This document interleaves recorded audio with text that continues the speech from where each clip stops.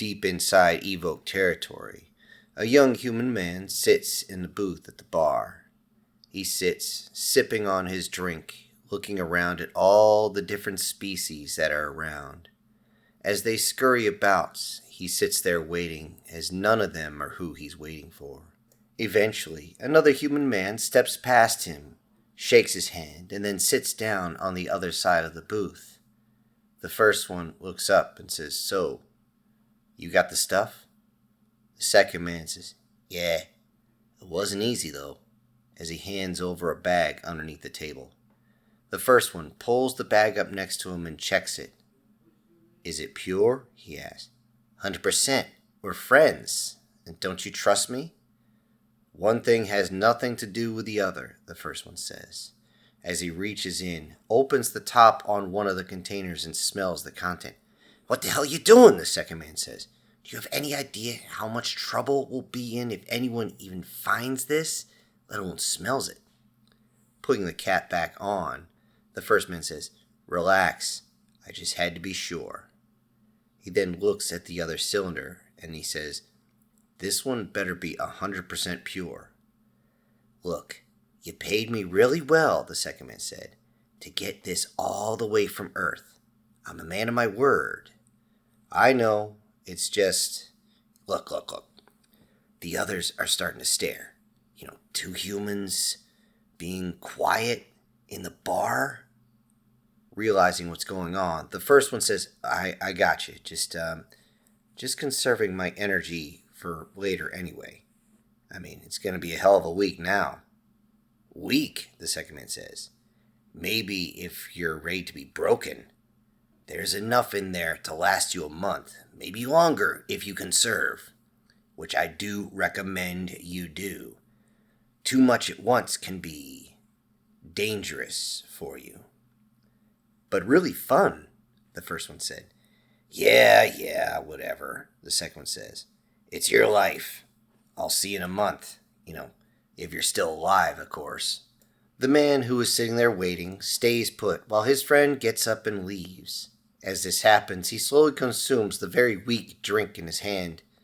He then scoffs a little at the fact that the other residents on the stations get completely obliterated off something that's only 1 or 2 proof. These drinks are a joke to him, and he chuckled ever so slightly at the idea, or the memory, of how easily it was to win credits by drinking an entire bar under the table, then waking them up and betting them by doing shots.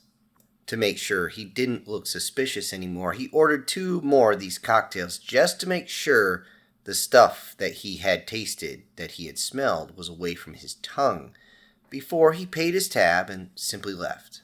Walking back with his newly acquired items in his bag strapped across his back, he forced himself to think of work to adjust his face to make sure he didn't look suspicious. It worked as he passed unnoticed by security, sometimes giving them a friendly wave or a nod, and then finally he reached the long halls of the residential area. He kept passing by more and more quarters as he tried to reach his, passing a few doors where it was beyond clear that a couple, or a group, were doing much more than watching the HoloNet or having dinner, though he was sure somebody had to be eating. As he reached the door to his domicile, a grin pushed across his face when he could not stop as he unlatched the door. Walking in, he barely took a single step as he saw an insectoid standing in the kitchen with nothing more than an apron on. The sight of her made him pause every single time. Her light blue carapace with the red and pink accents stood out against the drab domicile walls. The females of the Evoke changed to look more like the species around them each time they molt. He remembered the first time he saw her, as she was very close to an insect, of course, with that massive abdomen that stuck off her back, and the eyes, of course, the very insectoid eyes that were massive over the sides of her face. With that very slender carapace she had in the central section with almost no shape at all, and of course, the vertical mandibles that seemed to click every time she talked. Although after so long being around humans, and particularly him, this evoke has a very human appearance. After so many molting, her massive abdomen has actually retreated into the body, making her posterior a nice round area. Her eyes had sequentially gotten smaller and smaller and are now almost fully human, even moving to the front of the skull itself, yet still had that solid golden shine to them every time. Yet now she can actually blink. Her central carapace now has a more hourglass shape, complete with a set of photomammaries. This adaptation in particular she does not actually care for, as the more parts that stick out, the more difficult it is to clean. And of course, she is still tall for a human female. Though something that was definitely not insectoid anymore was her mandibles. Only 2 moltings ago did she come out and she didn't have vertical mandibles anymore. No, these were horizontal, and after the latest molting, they're much softer to the touch.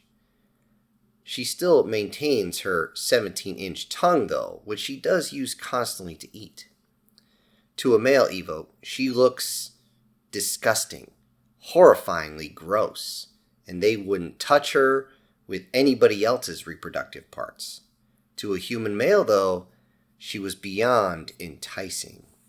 As he stands there for that moment admiring the view, Luke thinks how fortunate that this adaptation does not require intimate contact to even kick off, just physical touch every once in a while, even something as simple as a handshake, along with constantly being in the proximity of humans. Every year, when she molted, he would sit there waiting to see how she would change. He remembers the first molting. They said that she would change her shape, so many stuck around to see what would actually come out of the cocoon itself. And when the husk broke, it was clear that she was becoming more human. And each year since is more and more change. Seeing that he's hesitating at the door, she says, "Close the door, honey." After it closes, she rushes over. "Did you get it?" "Have I ever failed you?" he said. "Well, aside from when you get me too excited, of course." He tried not to show his teeth as he was chuckling at his own joke. Yet she didn't seem to laugh at all. She had not mastered the human smile by any stretch. However, she didn't even hesitate before she said, "You had better hold that thought because I have something for you too."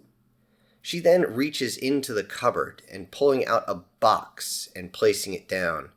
She opens it and says, "Last time, one of these made you produce so much fluid, I couldn't handle it, but I have a feeling we're going to need this entire case. That is, if you got what we needed."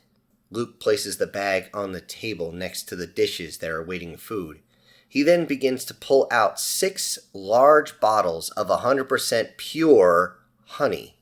With each bottle touching the table, his woman gets more and more excited, to the point where she's all aflutter looking at it, quite literally, as she can't keep her wings from flipping around. As he stops, he goes, "But wait, there's more." He then reaches into the bag and pulls out a cylinder full of royal jelly.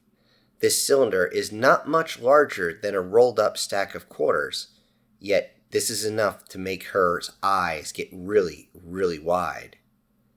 He said, "I made sure to get some, just in case you're sure you want to get pregnant."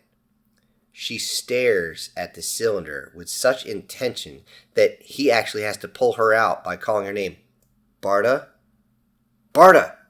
She then snaps out of the trance as she reaches over and grabs it and says, "This much will make me fertile for a month. How did you get this much?" Trying to play it off as the cool guy, he says, "I know a guy who knows a guy who knows a guy with his own apiary.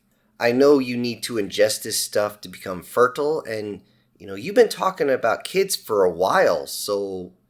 She then opens up the cylinder and extends her very long tongue to get a very, very tiny amount out of the cylinder itself. She brings her tongue very slowly back to her mouth, trying not to spill what looks like wet sugar.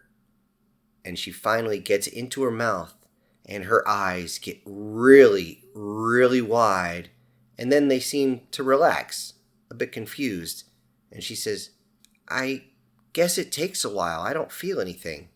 Her man then chuckles a bit, says, then, well, since the night is young, how about we eat first? I mean, I smell dinner, and besides, I have a feeling we're going to need the calories after all.